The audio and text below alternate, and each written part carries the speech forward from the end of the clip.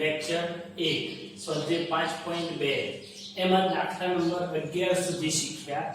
દાખલા નંબર 12 હજુ બાકી છે અને હું સૌથી છેલ્લે કરાવીશ. યાદ રાખજો, દાખલા નંબર 12 એ સૌથી છેલ્લે કરાવીશું. તો આગળ વધતા દાખલા નંબર 13. 3 અંકની કેટલી સંખ્યા 7 વડે વિભાજ્ય હશે? ફરી એકવાર 3 અંકની સંખ્યાઓ. તો 3 અંકની સંખ્યાની શરૂઆત થશે 100 થી 101 102 એમ કરતા કરતા છેલ્લી સંખ્યા આવશે 999. આ બધી સંખ્યાઓમાં 7 વડે વિભાજ્ય કોણ? તો દરેક સંખ્યાને વારાફરતી ભાગતા જઈએ. 100 ને ભાગીએ, 101 ને ભાગીએ, તો ઘડિયા પ્રમાણે 15 * 105 આપણે પહેલી સંખ્યા મળશે 105. પછી 7 7 ઉમેરતા જાઓ એટલે કે 112 કે 7 વડે વિભાજ્ય છે. પછી આવશે 119 ડેશ ડેશ ડેશ. હવે છેલ્લી સંખ્યા હતી 999 એને ભાગવાના, એની આગળ 998 997. તો એમ કરતા કરતા 994 આવશે, એને આપણે 7 વડે વિભાગી શકીશું.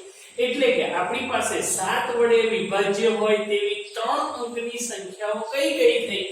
105 112 119 ડેશ ડેશ ડેશ 994. આ કેટલી સંખ્યાઓ છે એ આપણે હવે શોધવાનું છે, જેના ઢગલો દાખલા શીખી ગયા છે આપણે. પહેલું a એટલે પ્રથમ પદ 105, ડિફરન્સ પાછલા પદમાંથી આગલું પદ બાદ કરતા 112 માંથી 105 જાય એટલે 7. છેલ્લું પદ આપણી પાસે છે 994, જેને આપણે 7 વડે નિશેષ વિભાગી શકીએ છીએ. એટલે કે an બરાબર 994. an શોધવાનું સૂત્ર તમે જાણો છો, an બરાબર a + n - 1 * d. an 994 બરાબર a એટલે 105 + n - 1, ડિફરન્સ આપણી પાસે છે 7.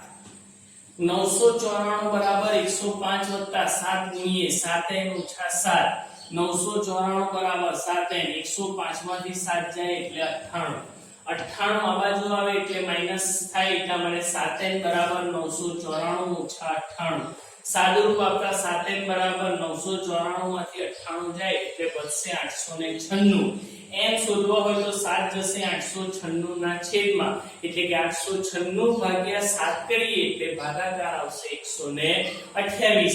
આમ કહી શકાય કે 3 અંકની ટોટલ 128 સંખ્યા એ 7 વડે વિભાજ્ય છે. આગળ વધીએ. દાખલા નંબર 14. 10 અને 250 વચ્ચે 4 ના કેટલા ગુણિત હશે? 10 અને 250 વચ્ચે એટલે 10 અને 250 વચ્ચે કઈ સંખ્યાઓ આવે પહેલા એ લખીએ. 11 12 13 14 ડેશ ડેશ ડેશ છેલ્લો નંબર છે 250. એની વચ્ચેની સંખ્યાઓ આપણને કઈ છે? એમાં 4 ના ગુણિતો. તો 4 ના ગુણિતોમાં 4 તારી 12, ચોકે ચોકે 16, 4 25 ડેશ ડેશ ડેશ 250 ની વચ્ચેની સંખ્યા આપણી પાસે આવશે 4 ના ગુણિતમાં 248. એટલે કે 4 ના ગુણિતોની સમાંતર શ્રેણી થશે 12 16 20 ડેશ ડેશ ડેશ 248. a બરાબર 12, ડિફરન્સ લઈએ, પાછલા પદમાંથી આગલું પદ બાદ કરતા 4, 16 - 12 એટલે 4. છેલ્લું પદ an એટલે 248. હવે તો તમે રીત જાણો છો. an શોધવાનું સૂત્ર a + n - 1 * d. an એટલે 248, a એટલે 12 n - 1 * ડિફરન્સ છે આપણી પાસે 4. 248 બરાબર 12 4 ગુણ્યા 4n - 4. 248 બરાબર 12 - 4 એટલે 8 + 4n એમ 9. વત્તા 8 આ બાજુ આવે એટલે માઈનસ થાય, એટલે કે 248 માંથી 8 જાય એટલે 240. એટલે કે 4n બરાબર 240. n શોધવા હોય તો 4 જશે 240 ના છેદમાં, એટલે કે 240 ભાગ્યા 4 એટલે 60. માટે n બરાબર 60. આથી કહી શકાય કે 10 અને 250 વચ્ચે 4 ના 60 ગુણિતો હશે. આગળ દાખલા નંબર 15. રકમને પહેલા સમજો. n ના કયા મૂલ્ય બે સમાંતર શ્રેણીઓ 63 65 67 ડેશ ડેશ ડેશ અને બીજી સમાંતર શ્રેણી છે 3 10 17 ડેશ ડેશ ડેશ ના n માં પદ સમાન થાય? તો પહેલું બંને સમાંતર શ્રેણીના n માં પદ શોધી કાઢીએ. પ્રથમ સમાંતર શ્રેણી છે 63 65 67 ડેશ ડેશ ડેશ એટલે કે a બરાબર 63 ડિફરન્સ થશે 65 - 63 એટલે 2 an શોધવાનું સૂત્ર a n - 1 * d an n નું પદ શોધવાનું છે બરાબર 63 n - 1 * ડિફરન્સ આપણી પાસે છે 2 માટે an બરાબર 63 2 2n - 2 an બરાબર 2n m 63 - 2 એટલે 61 માટે પ્રથમ સમાંતર શ્રેણીનું n મું પદ an આવ્યું આપણી પાસે 2n + 61 એને આપીએ સમીકરણ નંબર 1 બીજી સમાંતર શ્રેણી 3 10 17 ડેશ ડેશ ડેશ ઉપર શોધ્યું તેમ એનું પણ આપણે પહેલા n મું પદ શોધી નાખીએ a એટલે 3 ડિફરન્સ થશે 10 - 3 એટલે 7 an શોધવાનું સૂત્ર a n - 1 * d કિંમતો મૂકે 3 + n - 1 ડિફરન્સ છે 7 માટે 3 + 7 ગુણ્યે 7n - 7 * 7 એટલે સાદુરૂપ આપતા 7n 3 - 7 એટલે -4 આવ્યું સમીકરણ નંબર 2 સમીકરણ 1 એ પ્રથમ સમાંતર શ્રેણીનું n મું પદ છે અને સમીકરણ 2 એ બીજી સમાંતર શ્રેણીનું n મું પદ છે અને રકમમાં એવું કહ્યું કે બંનેના જે n માં પદ છે એ સમાન થાય એટલે કે સમીકરણ 1 અને 2 ને આપણે સરખાવી શકીએ બંનેનું n મું પદ સમાન થાય પહેલી સમાંતર શ્રેણીનું 2n + 61 બીજાનું 7n - 4 બંને સમાન એટલે વચ્ચે બરાબરની નિશાની n વાળા પદો એક બાજુ રાખીએ અને અચળ પદો એક બાજુ રાખીએ તો વત્તા 2 ની બાજુ જાય એટલે માઈનસ થશે -4 આ બાજુ આવે એટલે +4 થશે એટલે 61 + 4 = 65 7n માંથી 2n જાય એટલે 5n એટલે સાદુરૂપ આપતા બનશે આપણી પાસે 5n = 65 n શોધવા હોય તો 5 જશે 65 ના છેદમાં એટલે કે 13 × 5 = 65 માટે n = 13 એટલે કહી શકીએ કે બંને સમાંતર શ્રેણીમાં 13મું પદ જે છે એ સમાન થશે તો આ રીતે સમગ્ર દાખલાઓ ગણી શકાય દરેક દાખલા જે છે નોટબુકમાં ઉતારી અને વ્યવસ્થિત સારા અક્ષરે લખી ક્લાસ ટીચરને સેન્ડ કરજો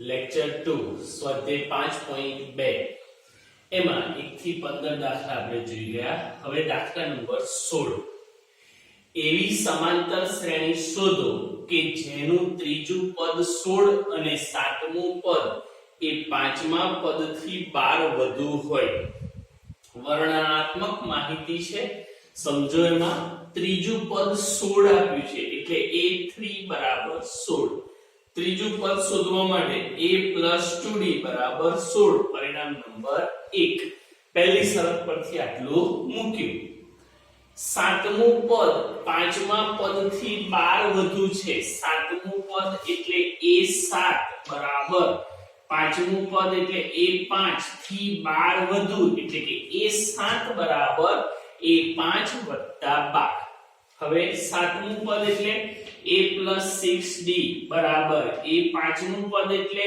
a + 4d + 12 બંને પદો આ બાજુ લાવો a + 6d - a - 4d બરાબર 12 + a - a જશે 6d માંથી 4d જાય એટલે 2d બરાબર 12 ડિફરન્સ શોધવો હોય તો 2 જશે 12 ના છેદમાં એટલે 6 દુ 12 આપણને ડિફરન્સ મળ્યો એ ડિફરન્સ તમે સમીકરણ 1 માં મૂકો a + 2 * d d નું મૂલ્ય છે 6 બરાબર 16 a + 6 દુ 12 બરાબર 16 12 એ બાજુ જાય એટલે માઈનસ થાય 16 - 12 એટલે 4 માટે આપણું પહેલું પદ આવ્યું 4 હવે a અને d મળે આટલા બધા દાખલા શીખ્યા આપણે હવે કોઈ પણ પદ શોધી શકીએ તો સમાંતર શ્રેણી આપણે શોધવાની કઈ છે એવી સમાંતર શ્રેણી શોધો તો સમાંતર શ્રેણી શોધવા માટે 3 4 પહેલા પદો શોધવા પડે એટલે પ્રથમ પદ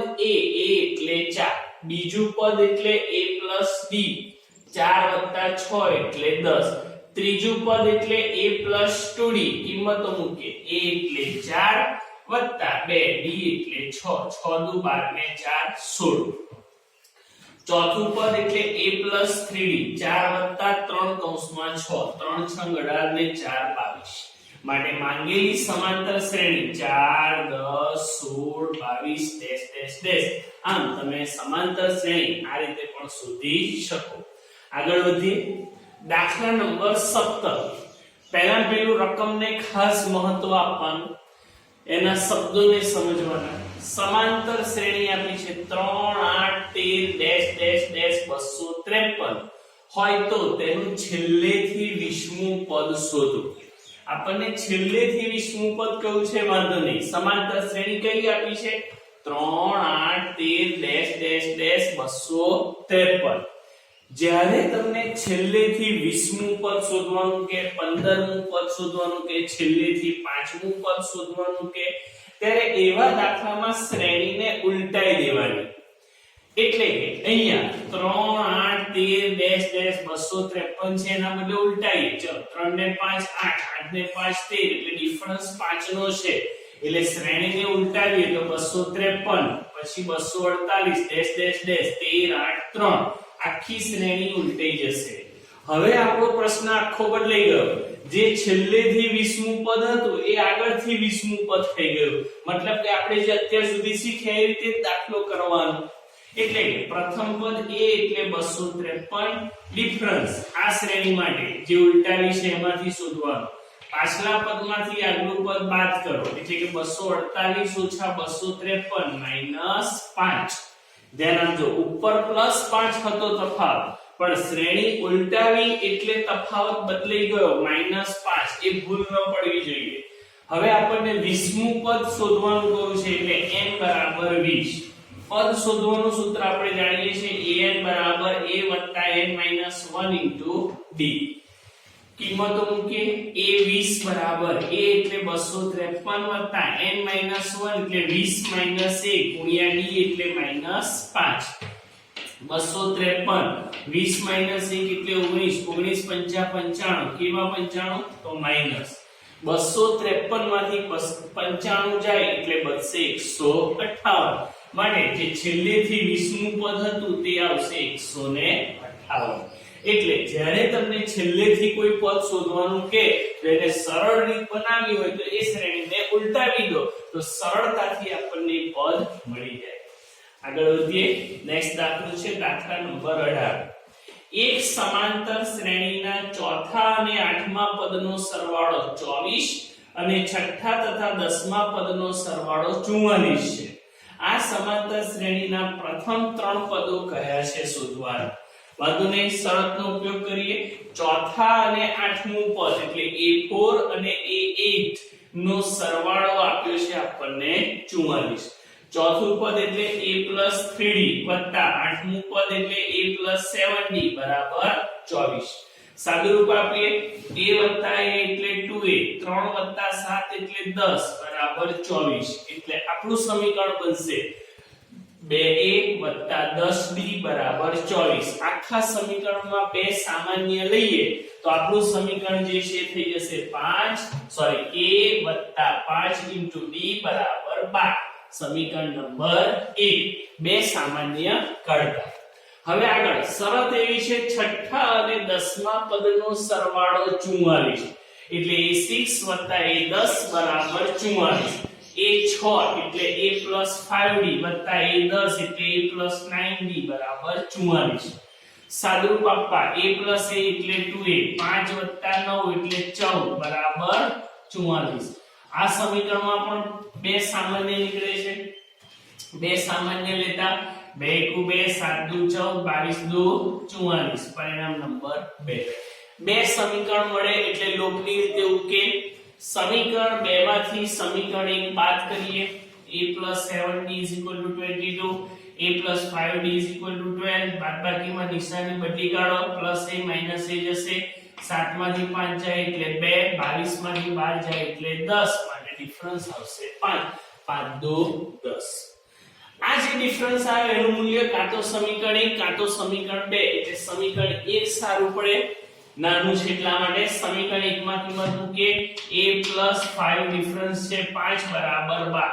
પાય 25 એ બાજુ જાય એટલે માઈનસ થાય. માટે a બરાબર 12 - 25 એટલે કે -13.